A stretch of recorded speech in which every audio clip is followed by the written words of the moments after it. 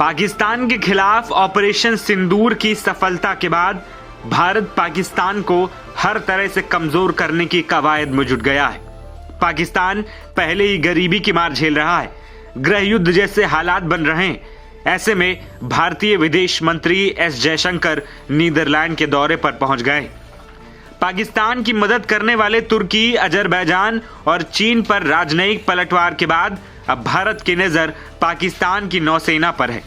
दरअसल नीदरलैंड पाकिस्तान की नौसेना को बड़े पैमाने पर हथियार और युद्धपोत की सप्लाई करता है।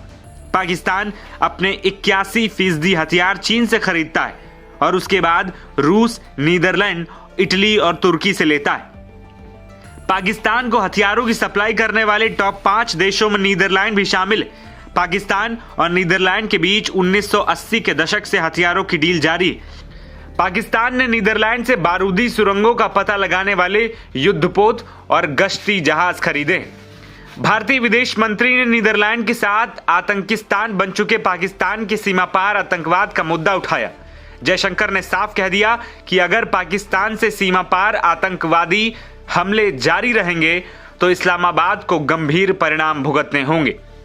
नीदरलैंड के एक अखबार को दिए इंटरव्यू में जयशंकर ने 22 मई के पहलगाम आतंकी हमले का जिक्र किया।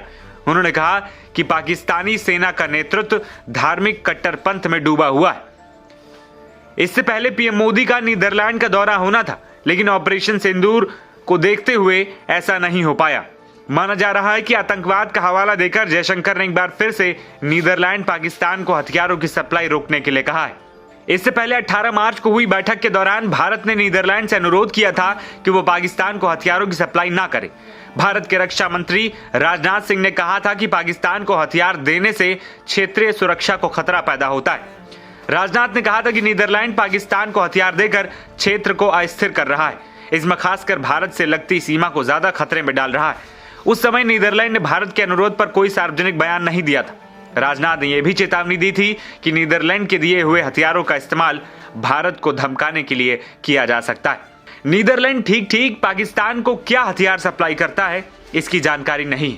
पाकिस्तानी नौसेना के अलावा सेना के लिए हथियारबंद वाहनों की सप्लाई भी नीदरलैंड को पाकिस्तान करता है। पाकिस्तान ने साल 2010 से 2020 तक $15 करोड़ के हथियार नीदरलैंड से खरीदे हैं। वहीं पाकिस्तान का दावा है कि उसने जो भी नीदरलैंड से हथियार खरीदे हैं वे सभी रक्षात्मक प्रकृति के हैं।